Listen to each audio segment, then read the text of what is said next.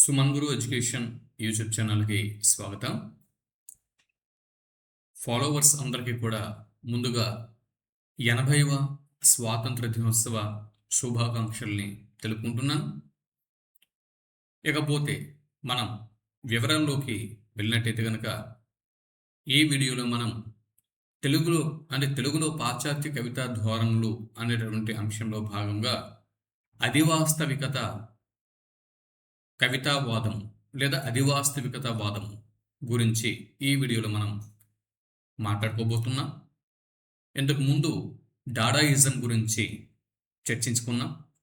Dadaism తర్వాత ఈ వీడియోలో అధివాస్తవికతావాదం నుంచి ప్రముఖమైనటువంటి కంటెంట్ని తీసుకొని ఎగ్జామ్ ఓరియంటేషన్లో మీకు బిట్స్ రూపంలో ఫ్రేమ్ చేసి అందిస్తున్నాను.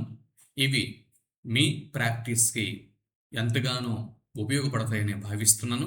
ఇంకా ఆలస్యం చేయకుండా కంటెంట్లోకి వెళ్ళిపోదాం.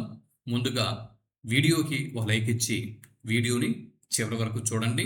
మిత్రులారా, ఉదయం 4:30 గంటల నుంచి 6 గంటల మధ్య డిఎస్సి ఆస్పిరెంట్స్ కోసం జీకే అండ్ కరెంట్ అఫైర్స్ని అందిస్తున్నాను. తర్వాత ఉదయం 7 గంటల నుంచి 9 గంటల మధ్య రోజుకి 10 తెలుగు బిట్లు చొప్పున ప్రాక్టీస్ కోసం అందిస్తున్నాను. తర్వాత మధ్యాహ్నం 2 గంటలకి పర్టికులర్గా ఒక కాన్సెప్ట్ తీసుకొని ఆ కాన్సెప్ట్ ఓరియంటెడ్ ప్రశ్నల్ని జవాబుల్ని ఎగ్జామ్స్ కోసం ఫ్రేమ్ చేసి ఇస్తున్నాను. తర్వాత ఇక మీదట రాత్రి 8:30 గంటల నుంచి 10 గంటల మధ్య గ్రూప్ 2 కోసం స్పెషల్ కంటెంట్ కూడా రెగ్యులర్గా అందిస్తాను. ఈ అవకాశాన్ని ఫాలోవర్స్ వినియోగించుకుంటారని భావిస్తున్నాను. మీ మిత్రులకి కూడా ఇన్ఫర్మేషన్ పాస్ చేయండి. ఇకపోతే కంటెంట్లోకి వెళ్ళిపోదాం. మీరు స్క్రీన్ మీద చూస్తున్నారు తెలుగులో పాశ్చాత్య కవితా ధోరణులు అన్నటువంటి శీర్షికని స్క్రీన్ మీద చూస్తున్నారు. ఇవన్నీ కూడా తెలుగులో పాశ్చాత్య కవితా ధోరణులు అన్న అంశంలో భాగంగా ఉపోద్ఘాతం ఇంతకు ముందు వీడియోలో మనం తెలుసుకున్నాం. దాని తర్వాత డాడాయిజం గురించి ఇంతకు ముందు వీడియోలో మనం తెలుసుకున్నాం. ఇప్పుడు ఈ వీడియోలో మనం సర్రియలిజం గురించి మనం మాట్లాడుకుందాం. ఈ సర్రియలిజంనే తెలుగులో అధివాస్తవికతావాదం అని చెప్పి పేర్కొంటాం. ఇవన్నీ కూడా మనం గత వీడియోలో ఇవన్నీ కూడా పూర్తి చేసేసుకున్నాం. చూడని వారు ఉంటే మరి మీరు చూడొచ్చు. ఇవి ఎవరైనా చూడని వారు ఉంటే మీరు డైరెక్ట్గా ప్లేలిస్ట్లోకి వెళ్ళి చూడొచ్చు. లేకపోతే వీడియో చివరిలో హ్యాండ్ స్క్రీన్లో కూడా మీకు నేను ఇస్తున్నాను, వెళ్ళి చూడండి. ఇవన్నీ కూడా గతంలో ఇంతకు ముందు వీడియోలో కవర్ చేయడం జరిగింది.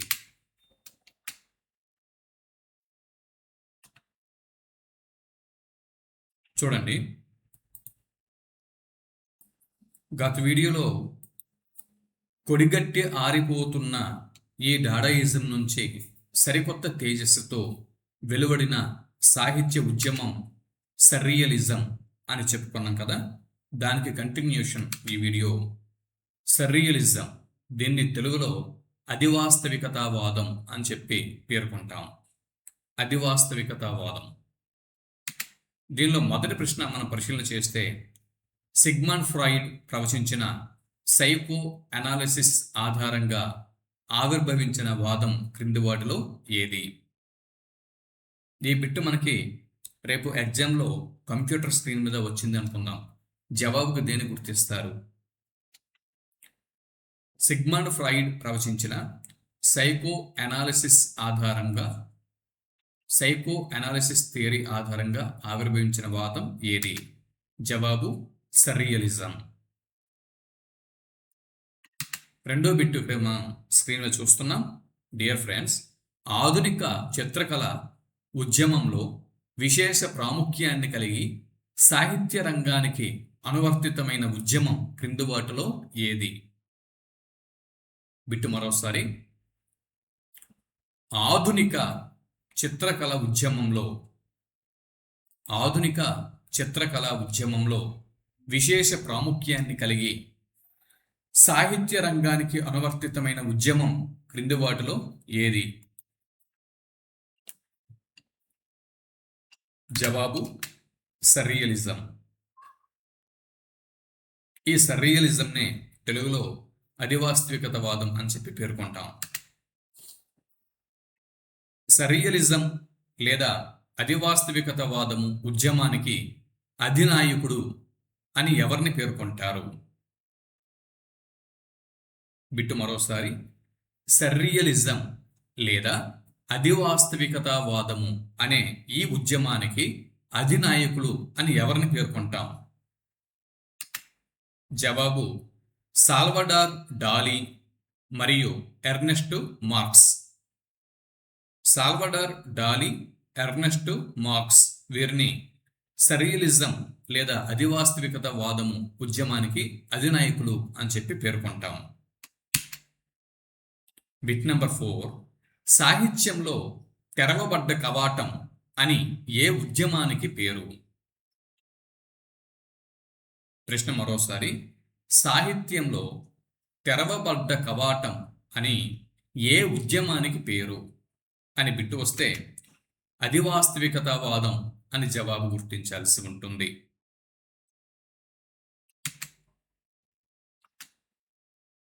ఐదవ బిట్ని ఇక్కడ మనం చూస్తున్నాం. Bit number 5. ఇంగ్లాండులో అధివాస్తవికతవాదము ఉద్యమానికి నాయకత్వం వహించి నడిపిన వారు ఎవరు? బిట్టు మరోసారి. ఇంగ్లాండు దేశంలో అధివాస్తవికతవాదము ఉద్యమానికి నాయకత్వం వహించి నడిపించిన వారు ఎవరు? జవాబు హెర్బర్ట్ రీడ్ అనతడు ఇంగ్లాండ్లో అధివాస్తవికతవాదం ఉద్యమానికి నాయకత్వం వహించి నడిపించారు. ఎవరండి?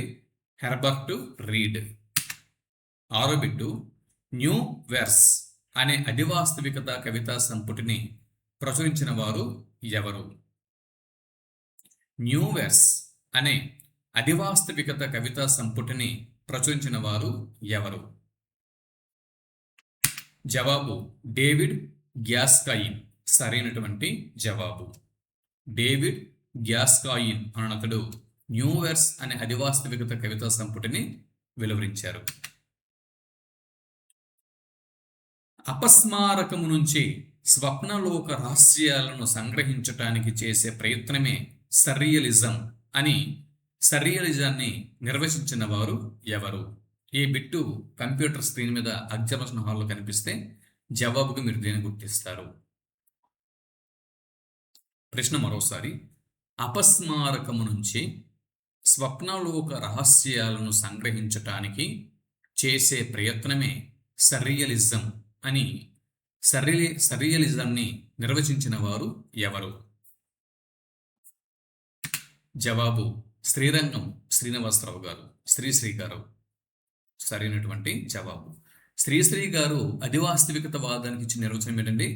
అపస్మారకము నుంచి స్వప్నలోక రహస్యాలను సంగ్రహించటానికి చేసే ప్రయత్నం, ఇదే సర్రియలిజం అని సర్రియలిజానికి నిర్వచనం ఇచ్చారు. ఒక నిర్వచనంలో అపస్మారకము, స్వప్నలోకము, రహస్యాలు అన్న పదాలు కనిపిస్తే అది శ్రీశ్రీ గారి అధివాస్తవికతవాదం లేదా సర్రియలిజం నిర్వచనం అని మన జవాబు గుర్తించాల్సి ఉంటుంది.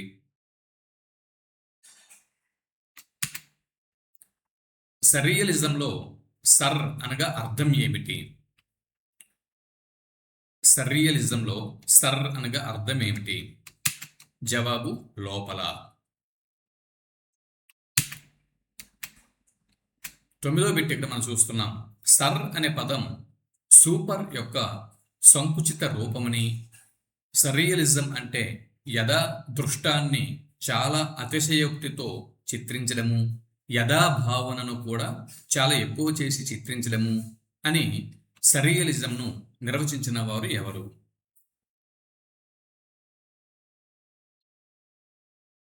బిట్టు మరోసారి. సర్ అనే పదము సూపర్ యొక్క సంకుచిత రూపం అని, సర్రియలిజం అంటే యథాదృష్టాన్ని చాలా అతిశయోక్తితో చిత్రించడము, యథాభావనను కూడా చాలా ఎక్కువ చేసి చిత్రించడము అని సర్రియలిజంను నిర్వచించిన వారు ఎవరు? జవాబు శ్రీ కురుగంటి సీతారామయ్య గారు సరైనటువంటి జవాబు. చూడండి, సర్రియలిజం అనేటటువంటి నిర్వచనంలో సంకుచిత రూపం, సూపర్ అనే పదము మరియు సంకుచిత రూపము, అతిశయోక్తి అనేటటువంటి ఈ పదాలు కనిపిస్తే ఇది కురుగంటి సీతారామయ్య గారి నిర్వచనం అని జవాబు గుర్తించాల్సి ఉంటుంది. Bit number 10. సర్రియలిజం లేదా అధివాస్తవికతవాదంతో కూడిన రచనల్ని వివరించిన ప్రముఖ తెలుగు కవులు ఎవరు? బిట్టు మరోసారి. సర్రియలిజం లేదా అధివాస్తవికతవాదంతో కూడిన రచనలని వివరించిన ప్రముఖ తెలుగు కవులు ఎవరు? జవాబు శ్రీరంగం శ్రీనివాసరావు గారు, శ్రీరంగం నారాయణ బాబు గారు, పటాభి గారు. శ్రీశ్రీ, నారాయణ బాబు, పటాభి, ఇంకా ఆరుద్ర, శిష్ట్ల ఉమామహేశ్వరరావు మొదలైన వారందరూ కూడా అధివాస్తవికతవాదంతో లేదా సర్రియలిజంతో కూడిన రచనల్ని వెలువరించిన ప్రముఖ తెలుగు రచయితలు. చూడండి, అధివాస్తవికతవాదానికి చెందిన ప్రముఖ తెలుగు రచయితలు ఎవరండి? శ్రీరంగం నారాయణ బాబు గారు, పటాభి గారు, ఆరుద్ర గారు మరియు శిష్ట్ల ఉమామహేశ్వరరావు గారు. వీరందరూ కూడా అధివాస్తవికతవాదంతో కూడిన రచనల్ని వెలువరించారు. 11వ బిట్టు. తెలుగు వాంగ్మయంలో పుబ్బలో పుట్టి మఖలో మాడిపోయిన కవిత రీతుల్లో ఒకటి క్రింది వాటిలో గుర్తించండి. తెలుగు వాంగ్మయంలో పుబ్బలో పుట్టి మఖలో మాడిపోయిన కవిత రీతుల్లో ఒకటి గుర్తించండి. జవాబు అధివాస్తవికతవాదం సరైనటువంటి జవాబు. Bit number 12. తెలుగులో వచ్చిన అధివాస్తవికత కవితల ప్రధాన లక్షణాలను తెలపండి. తెలుగులో వచ్చిన అధివాస్తవిక కవితల యొక్క ప్రధాన లక్షణాలు. మొదటి లక్షణం పరిశీలన చేస్తే అర్థము కాని ఆలోచనల్ని ప్రదర్శించడం, అన్వయము కుదరని పద ప్రయోగాలని వాడటం, హేళన, చమత్కారాలు, కామ ప్రాధాన్యము మరియు విధ్వంసనము, ప్రతీకలు వాడటం, భావచిత్రాలను ప్రదర్శించడం, బందోబస్తులను త్రెంచడం, నత్తి మాటలు వాడటం. ఇవి తెలుగులో వచ్చిన అధివాస్తవికత కవితల యొక్క ప్రధాన లక్షణాలు. అధివాస్తవికత లేదా అధివాస్తవిక కవితల ప్రధాన లక్షణాలు, తెలుగులో వచ్చినటువంటి అధివాస్తవిక కవితల ప్రధాన లక్షణాల గురించి ఏదైనా అడిగితే ఈ 8 లక్షణాలు చక్కగా గుర్తుపెట్టుకోవలసి ఉంటుంది. జీబ్రాకి ఆల్జీబ్రస్ చిహ్నాల లాంకోటు, పాముకోళ్ళు తొలగి సాహిత్య పౌరోహిత్యం ఇస్తే వెర్రి కాదు సర్రియలిజంరా సోదరా అంటూ సర్రియలిజంకు నిర్వచనం ఇచ్చిన వారు ఎవరు? బిట్టు మరోసారి. జీబ్రాకి ఆల్జీబ్రా చిహ్నాల లాంకోటు, పాముకోళ్ళు తొడిగి సాహిత్య పౌరోహిత్యం ఇస్తే వెర్రి కాదు, అది సర్రియలిజం రా సోదరా అంటూ సర్రియలిజానికి నిర్వచనం ఇచ్చిన వారు ఎవరు? జీబ్రాకి ఆల్జీబ్రా చిహ్నాల లాంకోటు, పాముకోళ్ళు తొడిగి సాహిత్య పౌరోహిత్యం ఇస్తే వెర్రి కాదు సర్రియలిజం రా సోదరా అంటూ సర్రియలిజంకు నిర్వచనం ఇచ్చిన వారు ఇంకెవరండి? శ్రీశ్రీ గారు. ఎందులోనా? కొంటె కోణాలు అనేటటువంటి గీతంలోన శ్రీశ్రీ గారు, శ్రీరంగం శ్రీనివాసరావు గారు కొంటె కోణాలు అనేటటువంటి గీతంలో సర్రియలిజంకి ఈ విధమైనటువంటి నిర్వచనం ఇచ్చారు. ఇక్కడ మనం 2 బిట్లు గుర్తుపెట్టుకోవాలి. కొంటె కోణాలు అన్న గీతం రచించిన వారు శ్రీశ్రీ అన్న విషయం గుర్తుపెట్టుకోవాలి. మరి ఈ కొంటె కోణాలు అనేటువంటి ఈ గీతంలోనే శ్రీశ్రీ గారు సర్రియలిజంకు ఈ నిర్వచనం ఇచ్చారు అని 2వ బిట్టు కూడా గుర్తుపెట్టుకోవాలి. 14వ బిట్టు అధివాస్తవికత ధోరణికి నిదర్శనంగా 5-3-2 ఆముక్త మాల్యద ఆట వెలది ద్విపదకు అత్తగారు. ఇక్కడ అక్షర దోషాలు పడ్డాయండి, కరెక్షన్ చేసుకోండి. ఇక్కడ స్పెల్లింగ్ మిస్టేక్ పడింది. ద్విపడ అని ఇక్కడ స్పెల్లింగు రాంగ్ పడింది. ఆట వెలది ద్విపద, ద్విపదం ఛందస్సులు కదా, ఆట వెలది తేటగీతి ద్విపద శేషము అంటే జాతులు ఉపజాతులు ఈ పద్యాలు ఉన్నాయి కదా, ఛందస్సులు కూడిన పద్యాలు, అందులో ద్విపద అని అర్థం. ఇక్కడ అక్షర దోషం పడింది, కరెక్షన్ చేసుకోండి. అధివాస్తవికత ధోరణికి నిదర్శనంగా 5-3-2 ఆముక్త మాల్యద ఆట వెలది ద్విపదకు అత్తగారు అని ప్రకటించిన వారు ఎవరు? జవాబు శ్రీశ్రీ. 15వ బిట్టు తురాయి కంటే ఆకురాయి కంటే హిమాంశురాయి గొప్పవాడు అని పలికిన వారు ఎవరు? తురాయి కంటే ఆకురాయి కంటే హిమాంశురాయి గొప్పవాడు అని పలికిన వారు ఎవరు? జవాబు శ్రీశ్రీ. 16వ బిట్టు లెండోయ్ ఋషులు అనే అధివాస్తవికత గేయాన్ని రచించిన వారు ఎవరు? ప్రశ్న మరోసారి. లెండోయ్ ఋషులు అనే అధివాస్తవికత గేయాన్ని రచించిన వారు ఎవరు? జవాబు శ్రీరంగం నారాయణ బాబు గారు.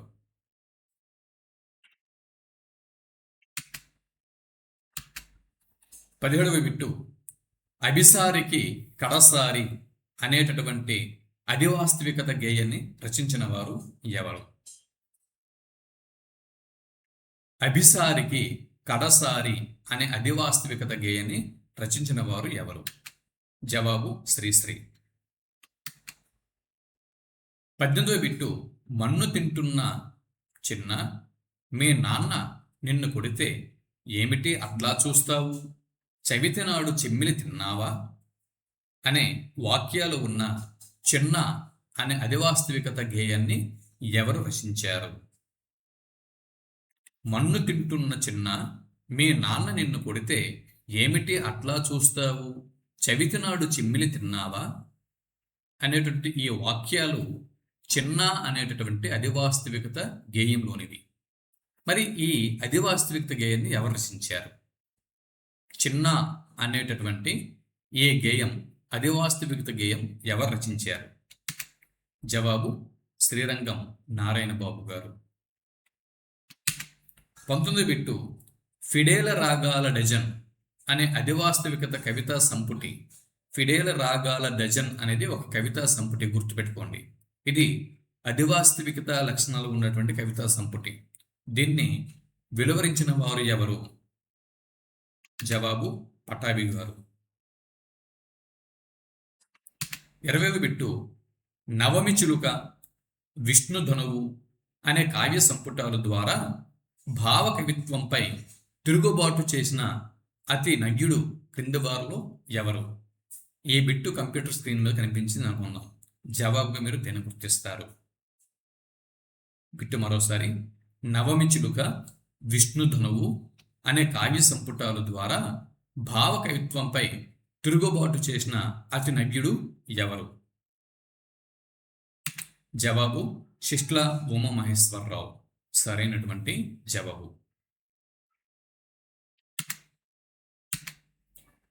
21వ బిట్టు రేఖాచిత్రాలు అనే పేరు మీదుగా అధివాస్తవికత కవితల్ని రచించిన వారు ఎవరు? బిట్టు మరోసారి. రేఖా చిత్రాలు అనే పేరు మీద అధివాస్తవిక కవితలు రాసిన వారు క్రింది వారిలో ఎవరు? ఈ బిట్టు వస్తే జవాబుకు దేని గుర్తిస్తాం? జవాబు శ్రీ మాదిరాజు రంగారావు గారు. రేఖా చిత్రాలు అనే పేరు మీదుగా అధివాస్తవిక కవితలు రాసిన వారు శ్రీ మాదిరాజు రంగారావు గారు. 22వ బిట్టు. మాదిరాజు రంగారావు గారి రేఖా చిత్రాలు అనేటటువంటి ఈ అధివాస్తవిక కవితలు ఏ పేరుతో ముద్రింపబడ్డాయి? రేఖా చిత్రాలు అనే పేరు మీదుగా శ్రీ మాదిరాజు రంగారావు గారు అధివాస్తవిక కవితలను రచించారు కదా, ఇవి ఏ పేరుతో ముద్రింపబడ్డాయి? జవాబు ఆవాహన అన్న పేరుతో ముద్రింపబడ్డాయి. 23 బిట్టు. శ్రీరంగం నారాయణ బాబు రాసిన ఈ గేయాలు సాధారణంగా ఇమేజిజానికి, సింబాలిజానికి చెందుతాయి. శ్రీరంగం నారాయణ బాబు గారి ఏ గేయాలు ఇమేజిజానికి, సింబాలిజానికి చెందుతాయి? జవాబు రుధిరజ్యోతి గేయాలు. రుధిరజ్యోతిలోని గేయాలు ఇమేజిజానికి, సింబాలిజానికి చెందుతాయి.